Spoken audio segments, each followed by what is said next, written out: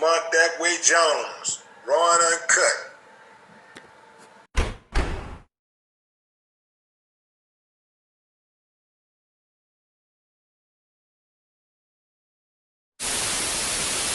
What does it feel like to you?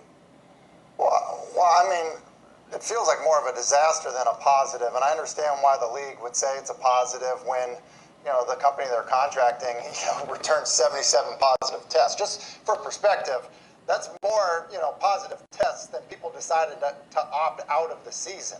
That's 3% of the current active players in the league right now.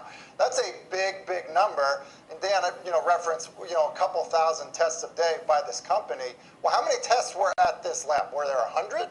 Because if 77 positive tests, that's a pretty big deal. Were there 500? It obviously changes the picture. I think there's a lot we don't know that the league hopefully is sharing with the union in terms of the actual facts of that. And so, look, I think we're at this point where the season is right around the corner, and if we're getting this type of kind of inaccuracies and then a quick hurry up to try to figure out if it's right or not, look, that's a bad thing for, honestly, the country and also the NFL. Yeah, the critical piece here is that you have to be able to have confidence, I would assume, if you're the players, coaches, and anyone else involved, in the tests themselves. So, Mike Tannenbaum, as you listen to this conversation, you hear the league's perspective, you hear Tim's perspective. What's yours?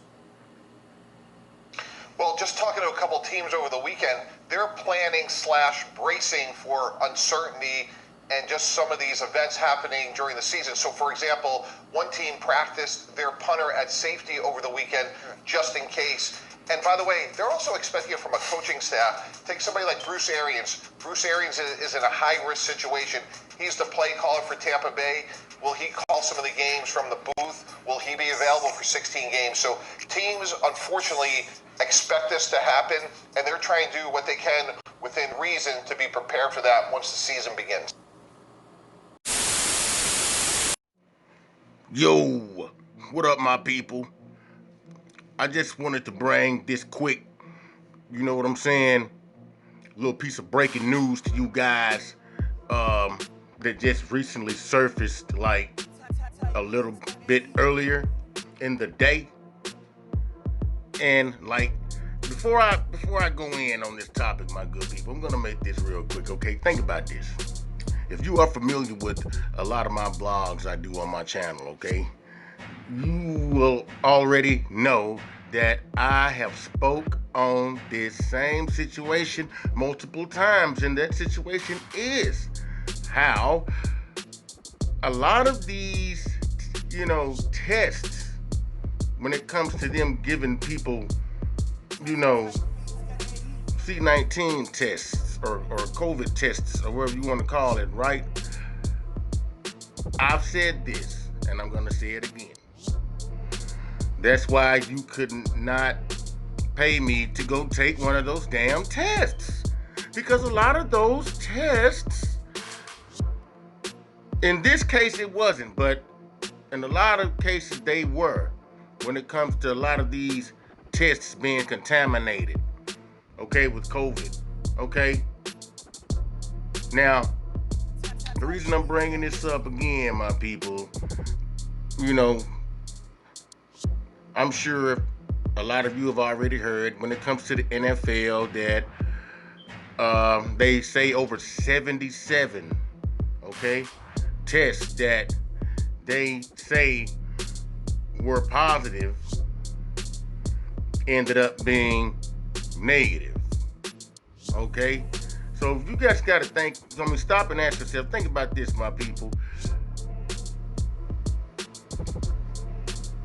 I mean,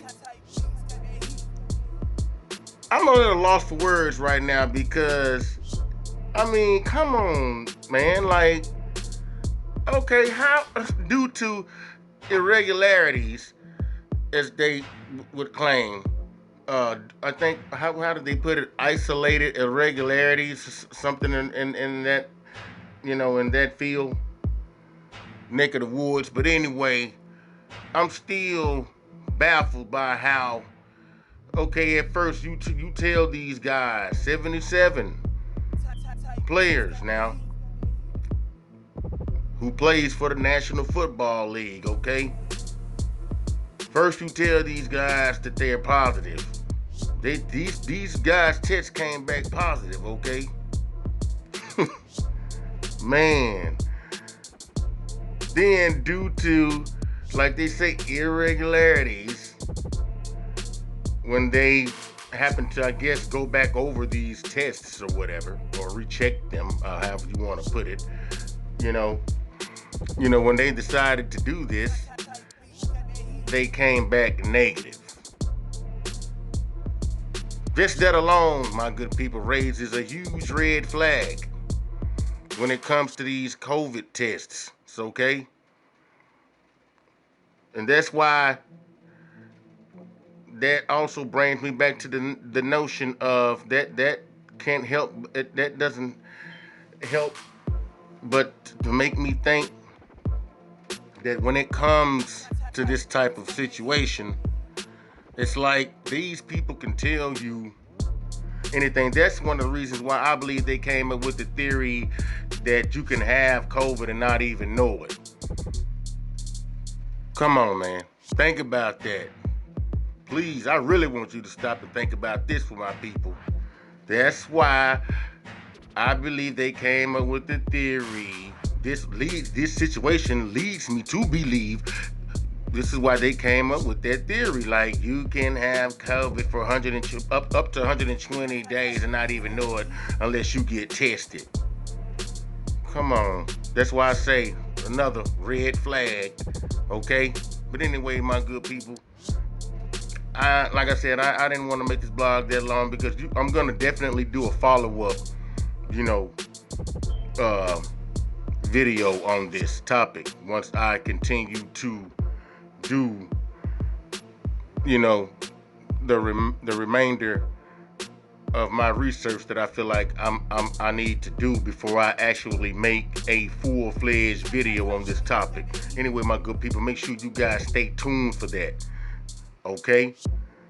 Anyway, my good people, once again, with that being said, till next time, my good people, stay tuned for the full blog that I'm about to do on this story. I'm just letting you guys know what I really think, and what type of red flags that actually threw up, and I also had to let you guys know what type of theories that this situation led me to believe as well.